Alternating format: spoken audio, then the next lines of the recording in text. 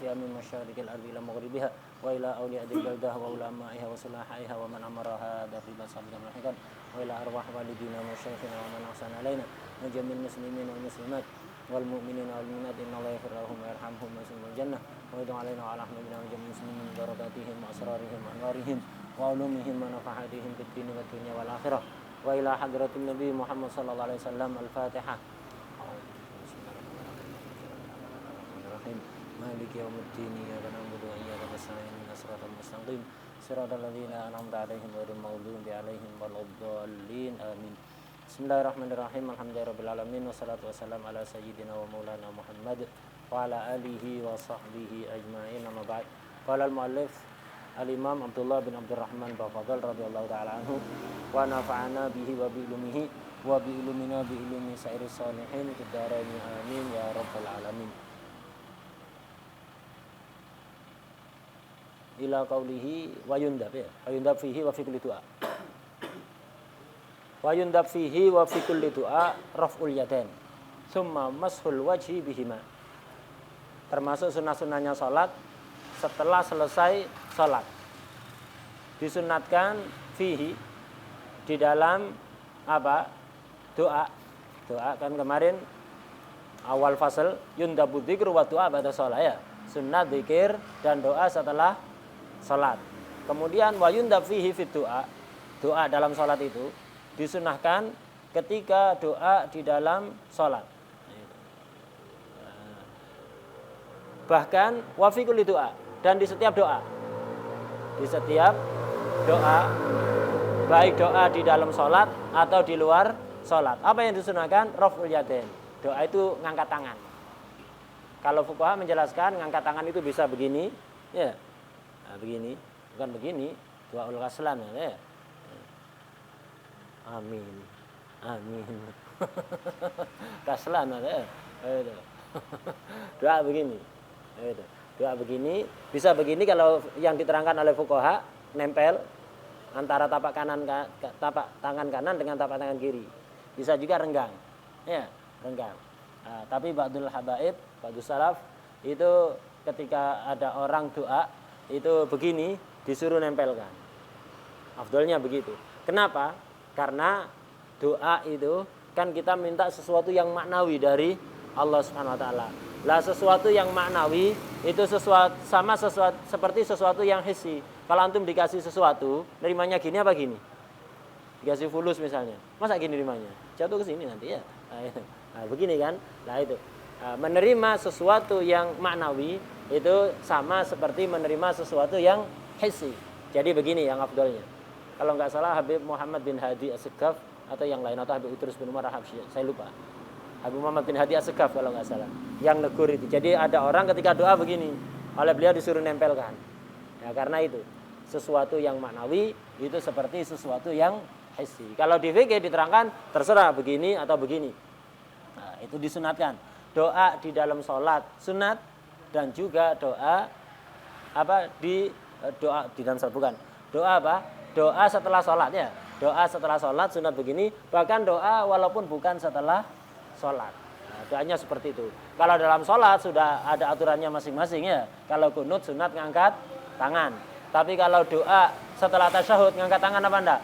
Sudah ada tugasnya, tangan kiri di atas paha kiri, lurus jari-jarinya dengan lutut, kemudian tangan kanan isyarah itu ya. Nah, itu juga seperti kemarin sudah diterangkan. Kemudian juga julus benas sajdatain, doa kan? Rabbi fili warhamni wajibuni warfani warzuni wadini wafini wafani. Angkat tangan apa enggak? Enggak, karena di situ tangannya sudah punya tugas. Apa tugasnya?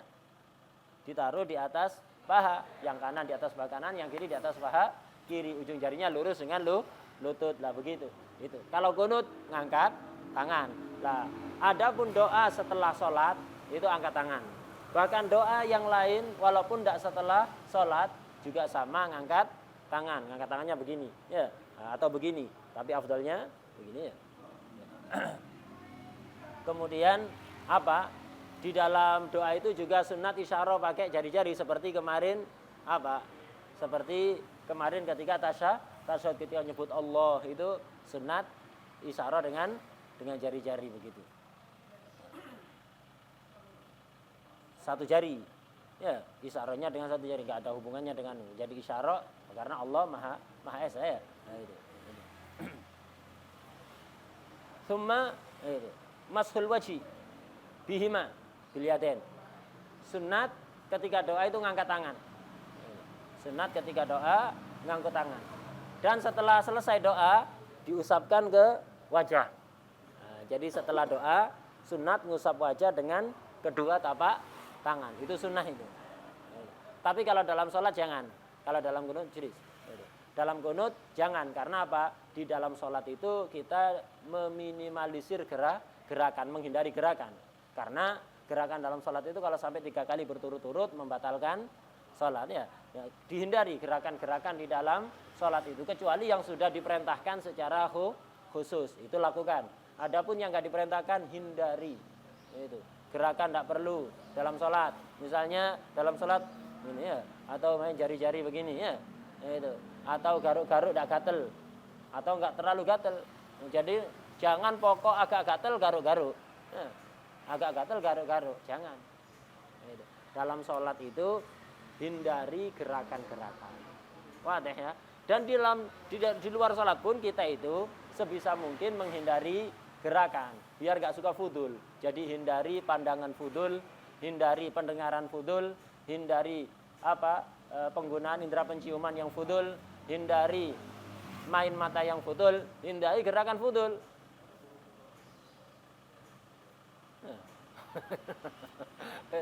Gerakan fudul, omongan fudul, semua yang fudul, pikiran yang fudul itu yang gak ada manfaatnya, itu dihindari. Jadi sunat di dalam doa setelah selesai ngusap wajah dengan kedua tangan, tapi di luar sholat. Doa setelah sholat sunat. Kalau dalam sholat seperti kunut tidak usah. Setelah selesai doa langsung turun aja tangannya, nggak usah diusapkan ke muka, nggak usah. Kemudian ketika ngangkat tangan tadi itu lil ittiba.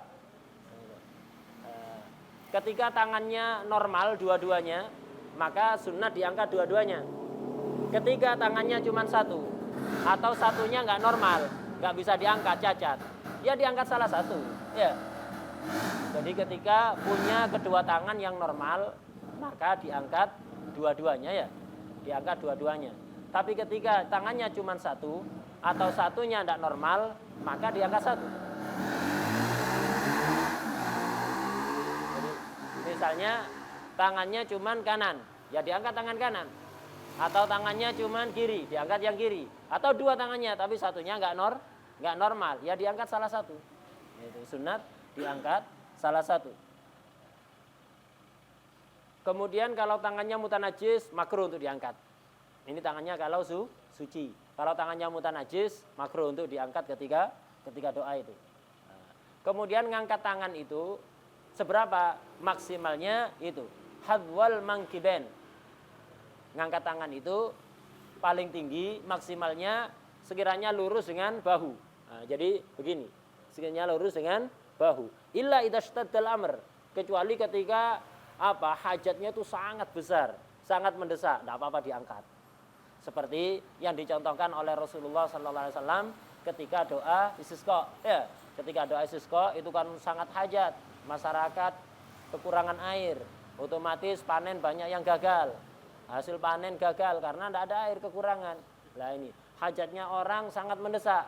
Dalam doa istisqa Rasulullah SAW itu doanya diangkat tangannya sampai kelihatan bagian di bawah bahu beliau itu sampai kelihatan ya, sampai kelihatan. Itu tinggi. Begitu juga ada yang sunnah doa ngangkat tangan tinggi seperti itu doa setelah wudhu juga. Loh ini kok tinggi? Itu warid. Kita itu mengikuti Rasulullah SAW. Setelah wudhu itu angkat tangan yang tinggi ya, angkat tangan yang tinggi itu doa setelah wudhu. Adapun doa yang lain udah maksimal ngangkatnya itu setinggi bahu ya, jangan tinggi-tinggi, jangan begini kaselan ini ya. Diangkat tangannya maksimal berapa? Setinggi bahu. Maksimal setinggi bahu. Doa begini, bukan begini ya. Doa begini. Enggak, doa itu begini. Atau begini. Doa begini, diangkat begini ya. Tingginya maksimal setinggi bahu. Jangan terlalu tinggi kecuali tadi itu yang warid dari Rasulullah SAW atau idashtadal amr. hajatnya sangat mendesak. Sangat mendesak. Angkat setinggi tidak apa-apa sampai kelihatan ketiaknya, tidak ada masalah. Kemudian Imam Ghazali mengatakan, itu, wala yarfa'u basarahu ila sama' halat doa, di sarahnya itu.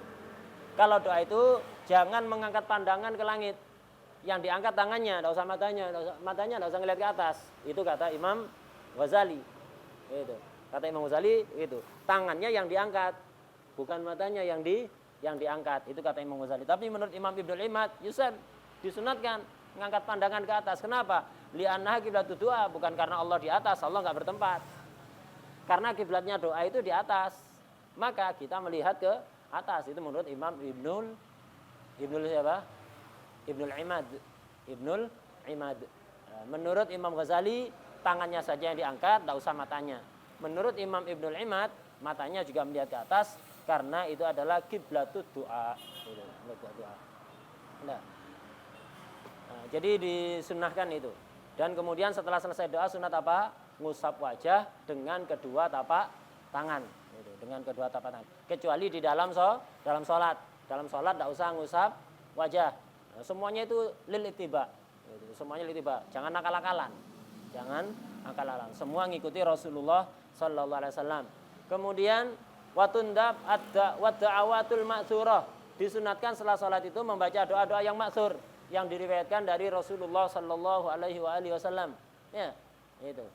Nah, setelah itu yang mengiringi keafdalian doa yang diriwayatkan dari Rasulullah sallallahu alaihi wasallam adalah doa yang diriwayatkan dari sahabat, dari tabi'in, dari aulia salihin, arifin billah.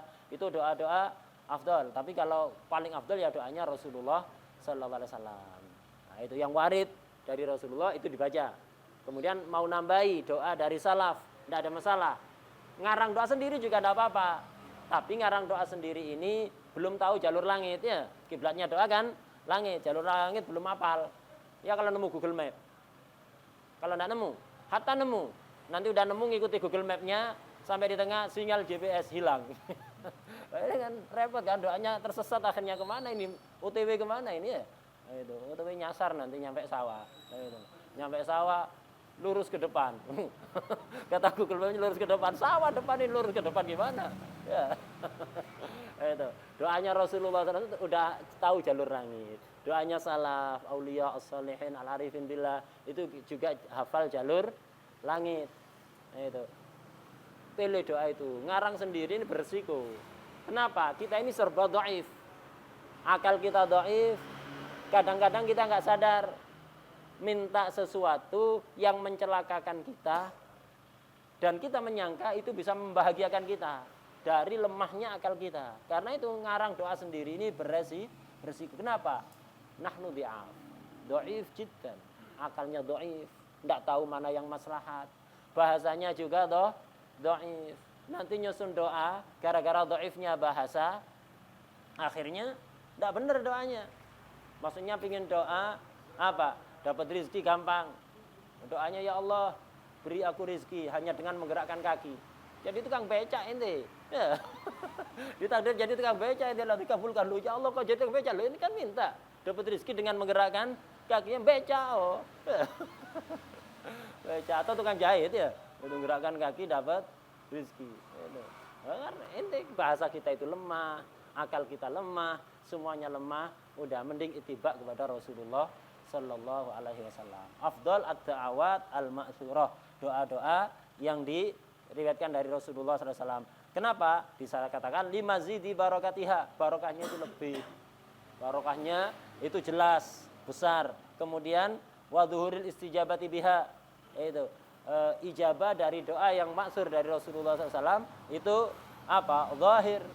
Itu mudah sekali diijabahi. Doa-doa maksur ini di mana bisa kita dapatkan? Banyak di kitab Adhkar ya. Di kitab Adhkar banyak sekali disebutkan oleh para ulama jazakumullah khair. Mereka menyusun doa-doa yang diriwayatkan oleh Rasulullah SAW. Dalam wirid-wiridnya salaf, dalam adhkarnya salaf, dalam hizibnya salaf itu memuat doa-doa yang diriwayatkan dari Rasulullah SAW dipadukan jadi satu. Kita nyari sendiri kesulitan, dibuatkan oleh Imam Haddad, Ratibul Haddad, Wiridul Latif ya. Itu dan yang lain-lain. Itu doa da'awat maksurah dari Rasulullah sallallahu alaihi wasallam. Termasuk doa dari Rasulullah SAW ini disebutkan itu. Ada beberapa. Allahumma inni a'udzubika minal hammi wal hazan. Minta perlindungan kepada Allah dari susah, dari galau. Itu ham itu. Kita sering kan merasa apa? Ibadah tidak ada himmah ya. Ibadah tidak ada himmah. Belajar tidak ada himmah. Kemudian mutola'ah nggak ada himmah. Dars nggak ada himmah, mujaradul hudur. Ya. Itu hadir fis syabah biduni arwah. Jerangkong ya. Itu hadir fis syabah biduni arwah. Itu jasad tok tidak ada rohnya. Itu mayat hidup ini. Nah, jadi apa yang mencegah himmah? Belajar tidak ada himmah, ibadah tidak ada himmah, wirid tidak ada himmah, mutola'ah ta'at tidak ada himmah. Males terus, males tidak ada himmah. Pencegah himmah terbesar itu sama, tinggal merubah harakatnya hammah. Ya. Al-hammah tamna'ul himmah. Bisa buat status dalam hati, bukan di WA ya. Itu bisa buat status dalam hati itu. Al-hammah tamna'ul himmah ham. Sumpek. Itu sumpek itu mencegah himmah. Antum kalau bahagia akan semangat. Orang itu kalau bahagia semangat. Bahagia semangat. Tapi kalau sumpek, nggak bakalan ada semangat-semangatnya. Itu. Al-hammah tamna'ul himmah. Sumpek bisa mencegah himmah. Karena itu minta kepada Allah selalu seperti ajarkan oleh Rasulullah SAW. Allahumma inni a'udzubika minal hammi wal hazan. Ya Allah, aku meminta perlindungan kepadamu dari kesusahan dan kesedihan. Ham. Itu. Ham yang paling sering menghantui pikiran orang itu adalah hammul khalaq wa hammur rizq. Itu yang paling sering menghantui pikiran. Hammul khalaq wa hammur rizq. Ham, sumpek gara-gara orang. Takut diganggu orang, takut dimusuhi orang, takut dikomentari negatif oleh orang, takut, pokoknya semua tentang orang.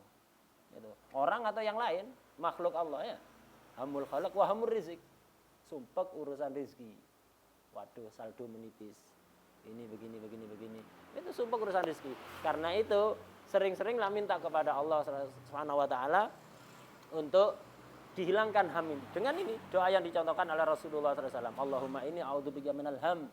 Itu diresapi ketika baca itu, tiap hari kita baca ini di mana? Wiritul Latif. Tiap hari kita baca. Cuman kadang-kadang yang dibaca gitu ya. Itu kayak MP3. Itu enggak ada zauq, enggak ada rasa, ya. Enggak ada rasa. Itu kayak kalau Habib sering bilang kayak aklul jawi. Gitu nih syukur ya. Yakul bas gitu nih syukur. Enggak tahu apa yang dimakan, pokok dimplok semua ya.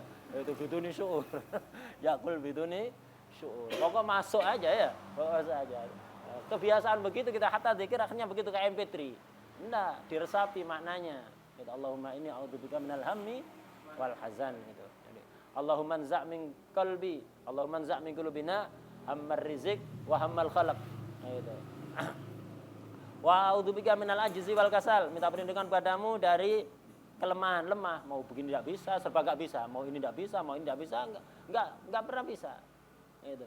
Penyebab orang enggak pernah bisa itu apa? Pikirannya sendiri. Kita menvonis saya nggak bisa lah itu.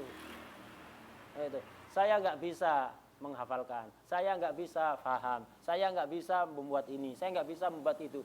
Itu antum menutup taufik minallah. Antum suudzon kepada Allah ketika bilang itu. Banyak orang seperti itu, nggak pede ya, nggak pede. Saya nggak bisa, saya nggak bisa, saya nggak bisa. Kenapa nggak bisa? Kita memang nggak bisa, tapi Allah maha bisa. Nah, kita ngomong nggak bisa, terus lupa kepada Allah. Sadar diri kalau kita serba nggak bisa, itu bagus. Tapi jangan pernah melupakan kebisaan Allah. Kemampuan Allah yang tiada terbatas. Sehingga kita itu ketika tertantang untuk melakukan apapun yang baik, bisa. Bismillah, husnudzan billah, lakukan. Adapun tidak berhasil, dapat pahala niat, tak pernah rugi. Ya. Husnudzan, sahib husnudzan mayakhib. Tidak bakalan kecewa. Orang yang punya husnudzan. Walaupun ternyata dzannya meleset. Sahib husnudzan mayakhib. Tidak bakalan meleset. Benar. Minal ajzi wal kasal, males. Males ini juga yang membuat kita serba gak bisa. Males, mau coba males. Wa minal jubni wal bukhl wal fashal wa min ghalabatid dain wa qahrir rijal. Nah, ini kita minta perlindungan. Termasuk doa yang diriwayatkan dari Rasulullah SAW. Allahumma inni a'udzubika min jahdil bala wa min darkis syaqa wa su'il qada wa syamatatil ada. Allahumma inni ala dzikrik wa syukrik wa husni ibadatik. Allahumma inni as'aluka mujibati rahmatik, sesuatu yang bisa menyebabkan, mendatangkan rahmatmu. Wa azaima maghfiratik was salamata min kulli itsm wal ghanimata min kulli bir wal fauza bil jannah wan najata minan nar wa ghairu dzalik. Itu. Disunatkan ini. Dan dikatakan di sini wa yusannu akhira kulli doa, di setiap penghujung doa, ketika kita selesai doa, disunatkan membaca Rabbana taqabbal minna innaka antas samiul alim wa tub alaina innaka antat tawwabur rahim subhana rabbika rabbil izzati amma yasifun wa salamun alal mursalin walhamdulillahi rabbil alamin. Disunatkan di setiap penghujung doa untuk membaca ini. Ya. Nah, kemudian termasuk sunahnya salat walhamdulillah. Disunatkan membaca hamdalah, memuji kepada Allah. Wassalatu ala nabiyyi sallallahu alaihi wasallam awwalahu akhirahu. Itu disunatkan ketika doa dimulai hamdalah, ditutup hamdalah, dimulai dengan salawat kepada Rasulullah SAW awal dan akhir, dan di tengah-tengah di sela-sela doa sisipi dengan salawat. Awal doa hamdalah salawat, tengah-tengah doa sisipi salawat, penutup doa hamdalah dan salawat. Jangan pernah lupa, kenapa? Beliau wasito kita untuk mendapatkan segala kebaikan dan wasito kita untuk menghindarkan segala keburukan. Itu karena itu jangan pernah melupakan hamdalah dan sholawat kepada Rasulullah Sallallahu Alaihi Wasallam.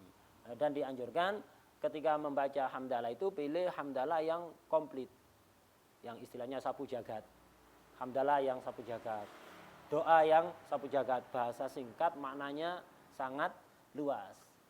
Dari mana kita tahu ini? Seperti yang dicontohkan oleh Rasulullah SAW. Contoh hamdalah yang sangat luas, itu singkat tapi luas, seperti alhamdulillah hamdan yuwafi ni'amahu wa yukafi mazidah. Segala puji bagi Allah dengan pujian yang sesuai dengan nikmat yang diberikan. Nikmat Allah terbatas apa enggak? Wa in ta'uddu nikmatallahi la tuhsuha, enggak terbatas. Nah, kita memuji kepada Allah satu persatu enggak bisa. Kita nyebutkan satu persatu nikmat enggak bisa. Karena itu diglobalkan. Hamdan yuwafi ni'amahu, itu yang sebanding dengan nikmat-nikmatnya, wa yukafi'u mazidah, dan bisa sebanding dengan tambahan nikmatnya. Ya, itu.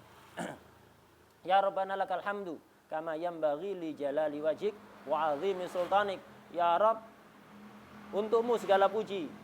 Itu sebagaimana pujian yang layak untuk jalali wajhik wa 'azimi sultanik. Subhanaka la nuhsi tsana'an 'alaik anta kama asnaita 'ala nafsik. Maha suci engkau ya Rabb, kami tidak bisa memuji engkau seperti engkau memuji zatmu sendiri. Itu. Nah, ini pengakuan bahwa kita nggak bisa memuji kepada Allah. Kapan orang itu akan memuji Allah dengan pujian yang luar biasa? Jika dia mengakui dari hati dan lisannya bahwa dia tidak bisa memuji Allah dengan yang semestinya. Subhanaka la nuhsi tsana'an 'alaik anta kama asnaita 'ala nafsik. Itu. Hakikatus syukur itu apa? Al-iqrar bil ajzi anis syukur. Pengakuan bahwa kita tidak mampu syukur. Itu hakikat syukur itu. Kita merasa semua nikmat kita dari Allah dan kita berterima kasih kepada Allah dan kita mengakui bahwa kita tidak mampu mensyukurinya. Nah, itu hakikatus syukur. Hakikatus syukur itu al-i'tiraf wal ikrar bil ajzi anis syukur. Saat itu antum berarti bersyukur dengan Allah dengan syukur yang luar biasa. Antum memuji Allah dengan pujian yang luar biasa. Ketika apa? Antum memuji Allah dan antum mengakui bahwa antum tidak bisa memuji Allah dengan yang semestinya. Wadah. Kemudian sholawat, yaitu dengan sholawat yang terserah ngarang sendiri tidak apa-apa.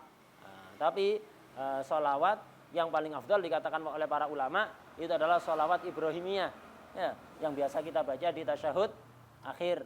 Nah, itu sholawat kepada Rasulullah SAW dan kepada furuknya Nabi Muhammad SAW dan kepada usulnya Rasulullah SAW. Allahumma shalli ala Sayyidina Muhammad wa ala ali Sayyidina Muhammad. Ali Sayyidina Muhammad artinya furuknya Nabi Muhammad SAW. Wa ala Sayyidina Ibrahim wa ala ali Sayyidina Ibrahim. Kama shallaita ala Sayyidina Ibrahim wa ala ali Sayyidina Ibrahim. Sayyidina Ibrahim datuknya Rasulullah SAW. Keturunan Nabi Ibrahim ya abaun Nabi SAW. Pamannya Nabi. Itu. Kerabatnya Nabi dari jalur Nabi Ibrahim. Artinya ini salawat Ibrahim kepada Rasulullah SAW, kepada furu'un Nabi SAW, dan kepada usulun Nabi Sallallahu Alaihi Wasallam. Itu salawat yang istimewa, salawat Ibrahimiyah. Dikatakan oleh para ulama, salawat Ibrahimiyah itu salawat yang paling afdal dibanding segot salawat yang lain. Itu, salawat yang lain. Segot Ibrahimiyah ini sudah pernah dijelaskan waktu membahas tasyahudnya, bahwa riwayatnya sangat banyak, ada sekitar 16 riwayat. Ada sekitar 16 riwayat. Nah, itu. Dan kemarin telah diterangkan riwayat yang paling yang paling kuat. Nah, jadi ada beberapa riwayat di Dalailul Khairat disebutkan semuanya riwayat-riwayat salawat Ibrahimiyah. Muncul iskal, pernah tak tanyakan pada beliau. Ada kan beberapa ulama mengatakan segot selawat ini walaupun singkat itu setara dengan baca Dalailul Khairat awal akhir. Bahkan ada yang satu segot selawat dikatakan ini kalau dibaca satu kali afdal daripada hatam Dalail 17 kali atau berapa kali. Padahal ini selawat bukan dari Rasulullah SAW yang dari hadis yang zahir itu, tapi disusun oleh para salaf, oleh aulia, ba'dul aulia, ya, oleh ba'dul arifin. Kok bisa dikatakan afdal daripada dalail? Padahal di dalail kan ada segot Ibrahimiyah. Kita tahu tadi kan segot Ibrahimiyah kan paling afdal kan ya. Di dalail itu ada Ibrahimiyah dengan berbagai macam riwayat dan tambahan salawat-salawat lain, salawatnya arifin billah. Ya, ada tambahan di situ. Kok bisa ini satu segot salawat ngalahkan itu semua? Padahal ada segot Ibrahimiyah. Pernah tak tanyakan pada beliau, ada beberapa salawat termasuk yang di apa? Yang di Basyair Khalid yang tambahan di belakang itu Yahu itu ya. Itu satu salawat saja itu yang singkat itu cuma berapa baris, 4 baris apa 5 baris itu ya. Itu dikatakan afdal dibanding Dalail awal akhir. Baca satu itu afdal dibanding Dalail. Ini gimana? Pernah tak tanyakan ke beliau, padahal di Dalail kan ada segot Ibrahimiyah. Beliau menjawab, pertama, ulama tidak sepakat mengatakan segot Ibrahimiyah itu segot yang paling afdal. Pertama itu. Jadi ada khilaf antara ulama, satu. Kemudian kedua, maksud dari omongan-omongan tersebut, segot salawat ini afdal dibanding Dalail, afdal dibanding Dalail ini, itu ya bagi qailnya afdal karena dia mendapat futuh mungkin dari situ. Bagi orang lain ya belum tentu. Ya, bagi orang lain belum tentu. Bagi qailnya itu kayak segot Yahu yang di Basyair itu yang di akhir, yang di belakang itu.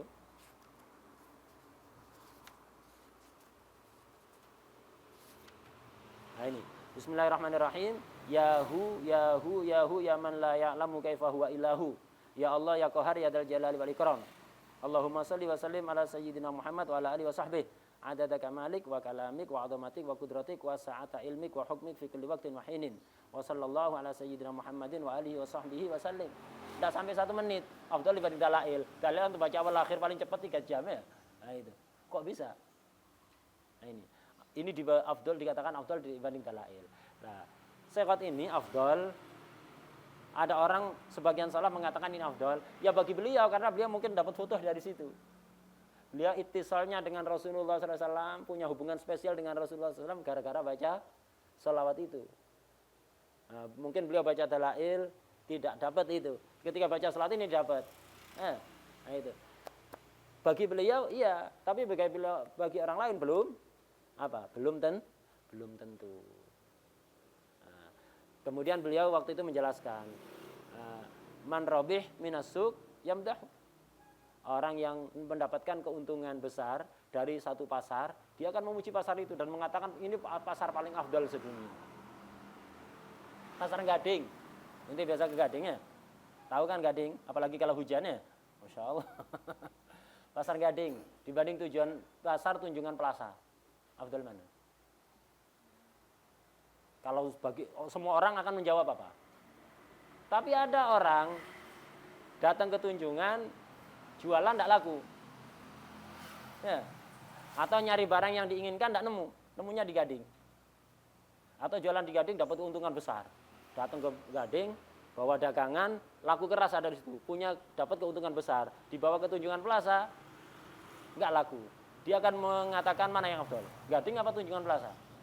gading bagi orang itu, bagi orang lain. Ya belum tentu ya, belum tentu. Nah seperti itu gambarannya ya. Itu maksudnya ada sifat sholawat tertentu yang sangat singkat dikatakan afdal dibanding dalailul khairat.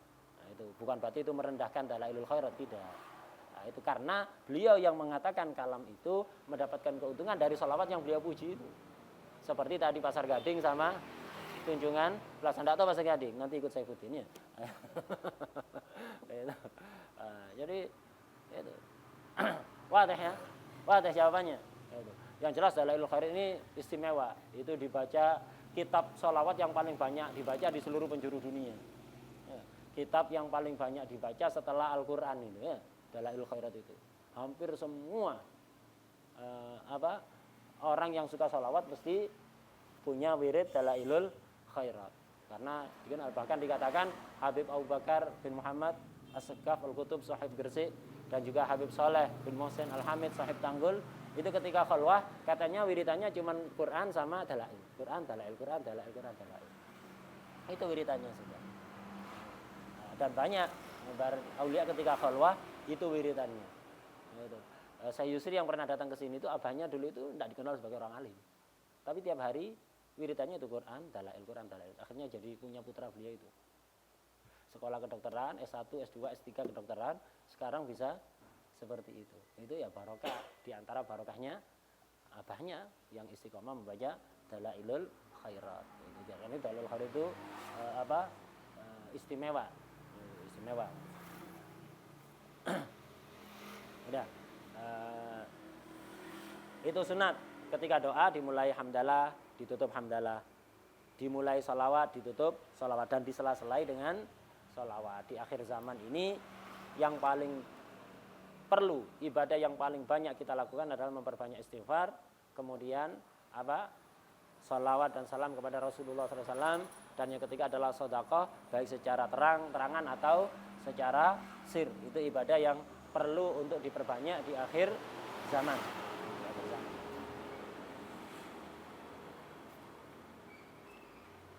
Wallahu a'lam. Al-Fatihah.